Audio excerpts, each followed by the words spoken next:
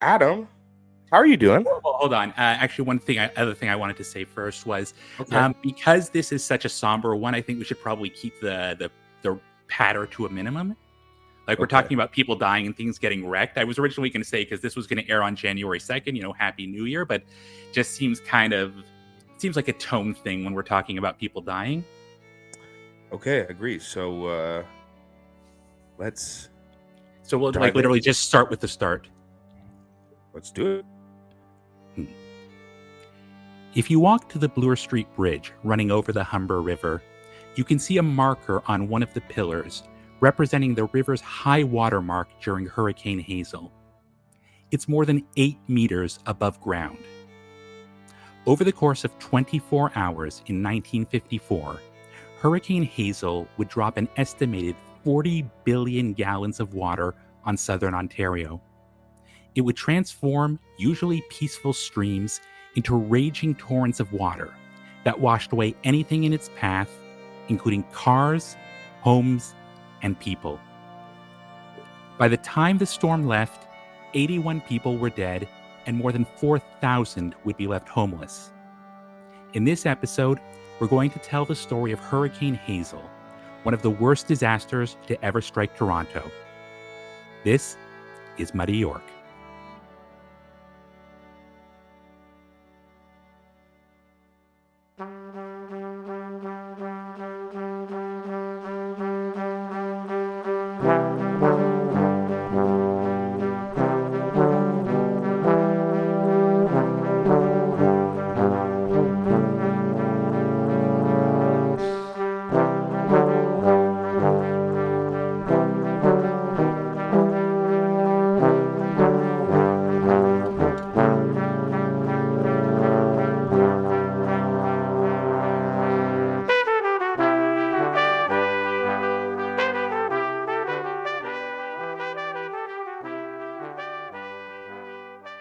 Hurricanes don't hit Toronto.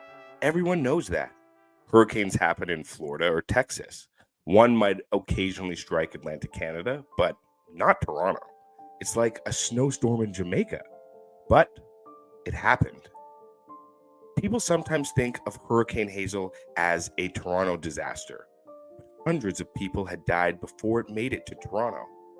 Hazel began in Hurricane Alley, an area of warm water in the Atlantic that produces many of the hurricanes that strike North America.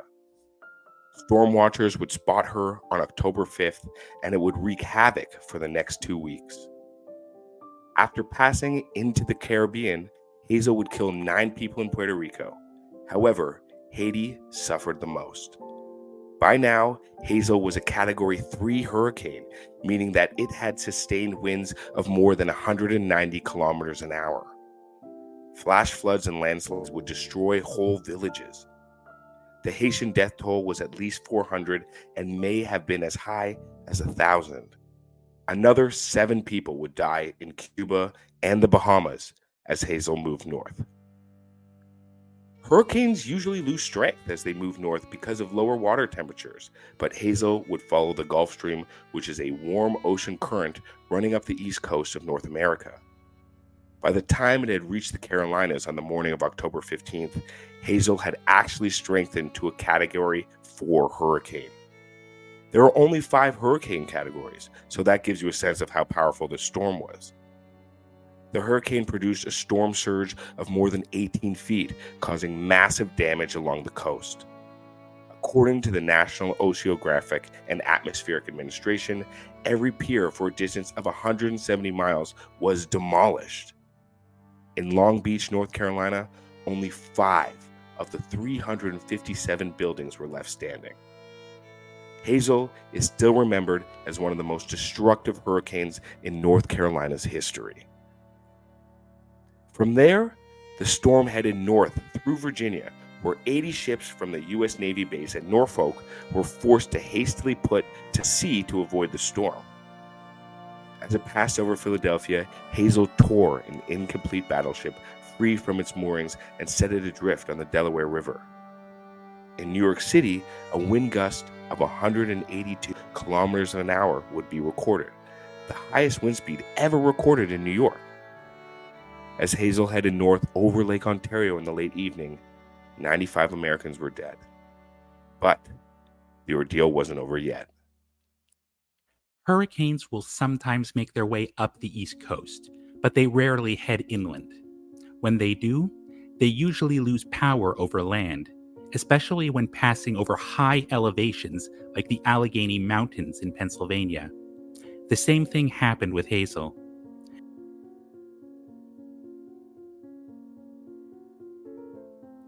The difference was that it would encounter a cold front moving east.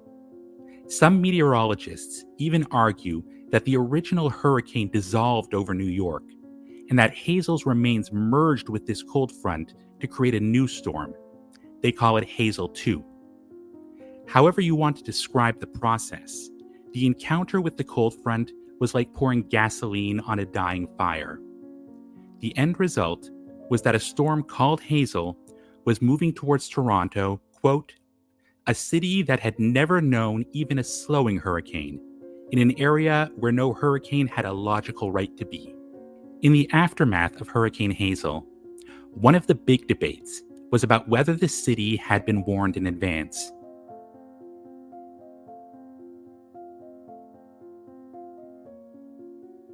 At the time, most Torontonians said that they knew nothing about Hazel until the rain started falling.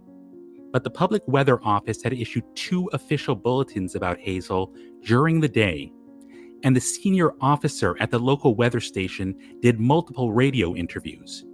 At the time, radio was still the dominant media in Toronto. So why were so many oblivious to the danger?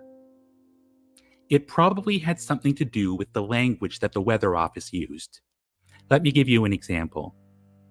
This is the text from the official forecast issued at 9:30 in the evening, just before Hazel came ashore. Hurricane Hazel, which moved in on the North Carolina coast Friday morning, continued to move northward and to accelerate during the day, and by 9 p.m. was centered between Buffalo and Rochester. The intensity of this storm has decreased to the point where it should no longer be classified as a hurricane. This weakening storm will continue northward, passing just east of Toronto before midnight. The main rainfall associated with it should end shortly thereafter, with occasional light rain occurring during the night. Winds will increase slightly to 45 to 50 miles per hour until about midnight, then slowly decrease throughout the remainder of the night. Everything about this report is low-key and scientific. Somebody who lived in a hurricane zone might understand the implications of these events, the same way that a Torontonian understands the implications if a weather report calls for 7 inches of snow. But the average person had no idea what it all meant. We should also discuss what had been happening in Toronto for the last couple of weeks. The short version is that it had been raining a whole lot. In fact, it had been one of the rainiest falls on record. This was important because in the next 24 hours, Hazel would drop more than 7 inches of rain in Toronto, almost double the previous record. The ground was already waterlogged, so as much as 90% of that water would simply flow into rivers and creeks running downhill towards Toronto and Lake Ontario. At first, the rain and wind were just an annoyance, drenching pedestrians and creating hazardous driving conditions. One woman taking the bus home from work explained that the water in one of the gullies came up to the floor of the bus. After they reached higher ground, the driver had to stop and open the doors to let the water run out. Nancy Hubert has a great story. She was driving to Willowdale with her husband in a borrowed car. In her words, "In the vicinity of the Golden Mile, my husband decided the driver's door was rattling rather alarmingly and probably not tightly closed, so he opened it to give it a good slam. Immediately, it was wrenched off its hinges and took off into space. Frantically aware of the face that this was a borrowed car, he was out in a flash, chasing the door until it came to a rest, leaning against a truck in the parking lot. What to do? It obviously had to be removed to a safe place. So, forgetting that he is rather short, slight man, he picked it up by his sides to try to get it back to the car. Of course, a tremendous gust came along at the worst possible moment, and suddenly there was The father of my children sailing through the air, madly clutching the doors as it carried him through space, and I was collapsed in helpless laughter, unable to even offer a small measure of help. When he finally came to rest, miraculously still on his feet, he found himself just outside the local drugstore, Tamblin's, I think, which was the only place still open in the plaza. He made his way inside, where he explained his predicament to the clerk and asked if he might leave the car door there until another day. As there was nothing in her rulebook to cover such exigencies, she decided it would probably be okay, these being unusual circumstances. So, between the two of them, they managed to wrestle the door inside and lean it up against a display case. Oh my. For all of our listeners, Gray has been nominated for an award for his delivery of that dramatic monologue. Now, returning to 1954. As the rain kept falling and runoff flowed into local waterways, the rivers became swollen, bursting their banks and flooding anything nearby. Roads became impassable. If motorists were lucky, they would only be stranded. If they weren't lucky, they would have to make a mad dash for safety as the water rose around them. Not everybody made it. A telephone lineman named Gerald Elliott was trapped on a bridge over the Humber when the water washed away the bank on both sides. Firemen tried to pull him to safety with a hose wrapped around his waist, but the hose broke and he was swept away by the river. He managed to grab a tree branch and spent 4 hours clinging to that branch as multiple rescue attempts failed. Finally, a man named Max Hurley managed to navigate through the river in a rowboat, using broken trees as shelter from the current, and fallen branches to pull himself forward until he reached the stranded man. Elliot later said, "I don't see how I could have held on much longer. I thought I would drown for sure." Diane Senego would also get help when she needed it. "I was just a young girl sitting in the bus terminal at Glen Echo. The storm was raging and I was crying. It was after midnight, the rain was coming down so hard and it was so dark. A Wilson bus pulled into the station and the driver said, 'Never mind, little girl, I'll get you home.' Wilson Avenue was a river.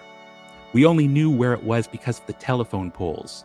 In places, the driver had to leave the road and drive on the lawns. He got me home around 1:30 a.m. The greatest destruction came from the flooding along the Humber. Much of the river is located on a floodplain. Today, it's mostly parkland. Much of it had been developed in the post-war years, with houses located right along the banks of the river.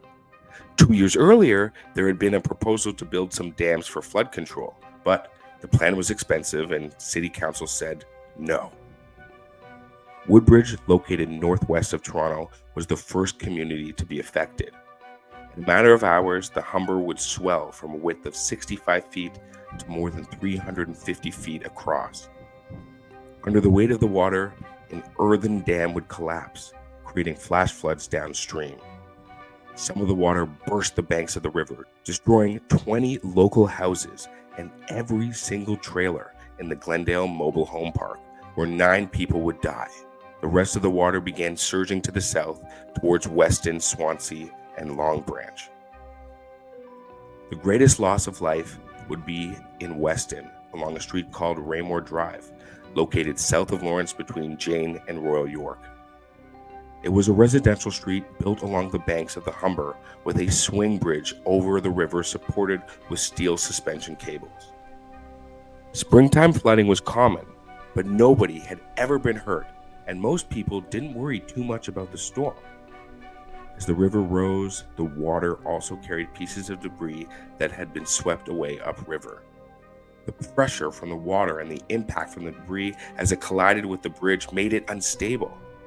Finally, the western side of the bridge tore loose and collapsed into the water, but the eastern side stayed firm and the steel cables continued to hold the bridge in place.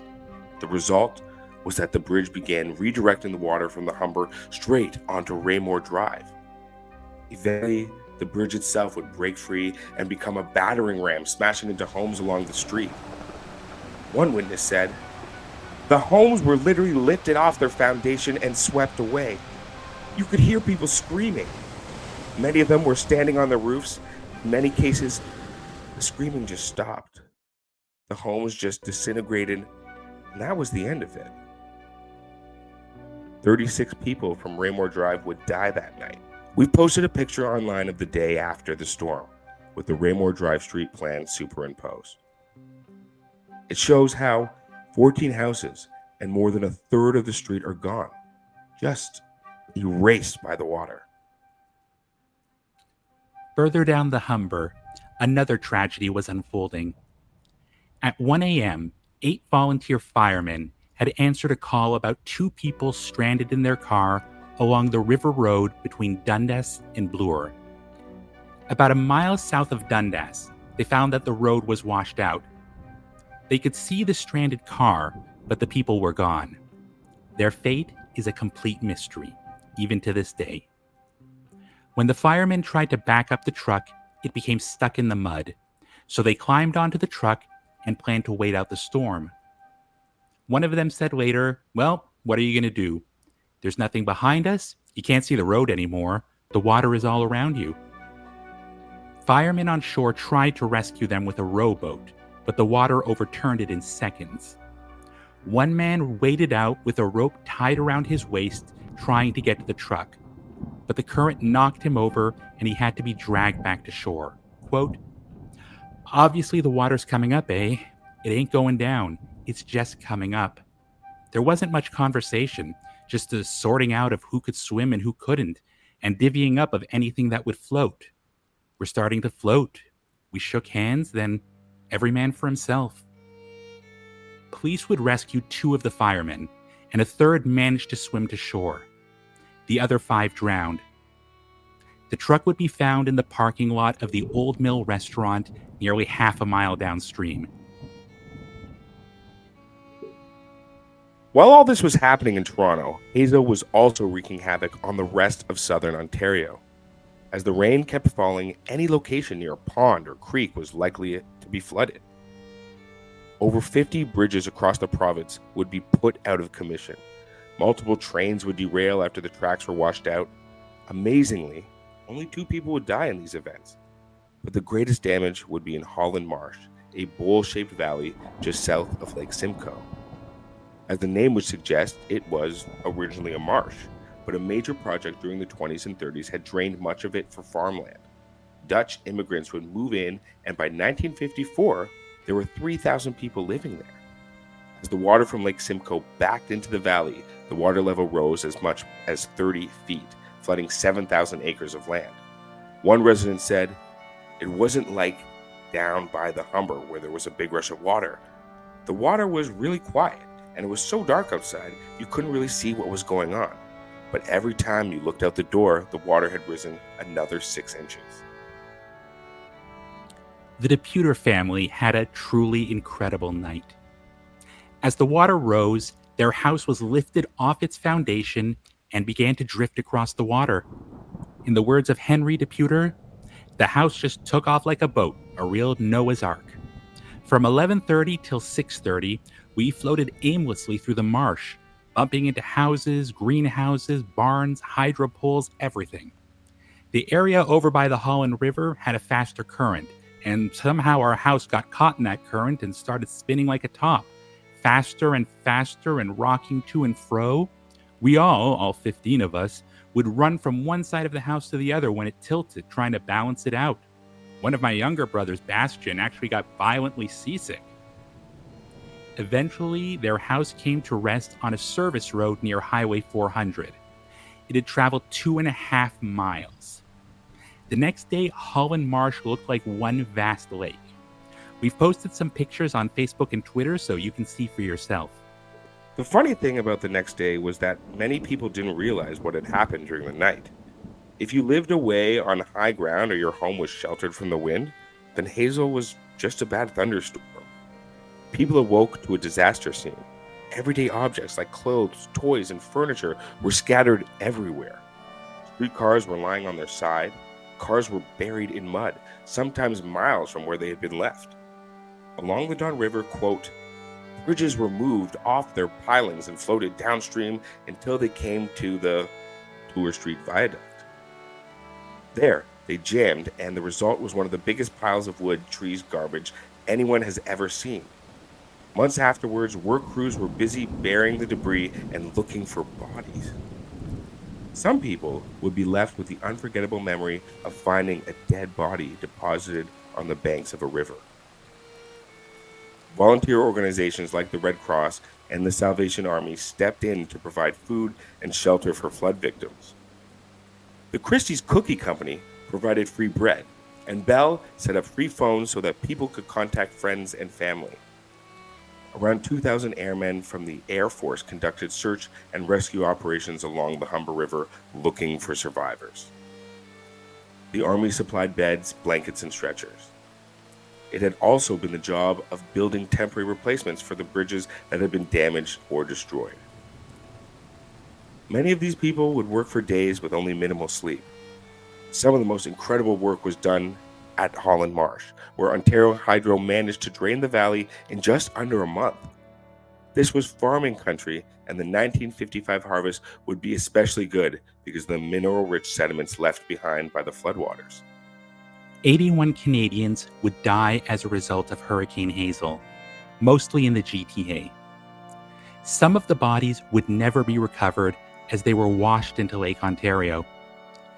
The federal government compiled Canadian disaster statistics and estimated that the modern-day cost of the storm would be a little more than $1 billion. To prevent similar disasters in the future, the Metro Toronto and Region Conservation Authority was created, controlling every river system entering Lake Ontario from Etobicoke to Pickering, and responsible for flood management. Today, the Conservation Authority manages 12 dams, 9 flood control channels, and 6 dikes across the GTA. Hundreds of other flood prevention and erosion control projects have also been carried out over the years, though some people argue that it's still not enough, and overdevelopment in some areas may lead to the same problem if a similar storm strikes. 26,000 acres of land in heavily flooded areas was expropriated, and policies were adopted to prevent home construction and other development projects in ravines or floodplains. As an American engineer said, "When we are honest with ourselves and get down to the bottom of the flood problem, about 90% of the permanent flood damage is the result of building roads, railways, factories, homes, farms, and whatnot on land that properly belonged to the river." Most of the expropriated land would be turned into parkland that millions of people visit every year. The land where Raymore Drive was washed away has been turned into Raymore Park, which contains a footbridge over the Humber dedicated to the people who died. We have one final note. If you were wondering what happened to the woman called Hurricane Hazel when confronted with the storm called Hurricane Hazel, she was 23 years old and living in Streetsville. She said, "The night of the storm, I went to bed. The next morning, the hydro was out, trees were knocked down, debris was piled up. We wandered the streets looking for a way to get around the trees lying across the roads. Police stood up on the street corners guiding traffic, but it was a mess." So guys, that was the episode. I'm glad you stuck around and got to learn another fascinating Toronto history moment. This is the Muddy York. Today, we talked a lot about things you can find on our Facebook and Twitter pages. So Adam, why don't you tell the good people where they can find that? You can find our Twitter page at Toronto_history and our Facebook page at Muddy York History, all one word. If you'd like to send us an email, our email is muddy_york@outlook.com. Thanks again for listening. Our next episode will be about the history of basketball in Toronto, including the fact that Toronto was one of the original cities in the NBA. Bet you probably didn't know that. We'll hear back from you in 2 weeks. Stay tuned and please give us 5 stars, share it with your friends, leave us a review. It's how great people like you find out about the podcast. So keep sharing it and we'll keep trying to bring you great contact. Have a great night. Oh, why did I say that? Hold on. Have a great night.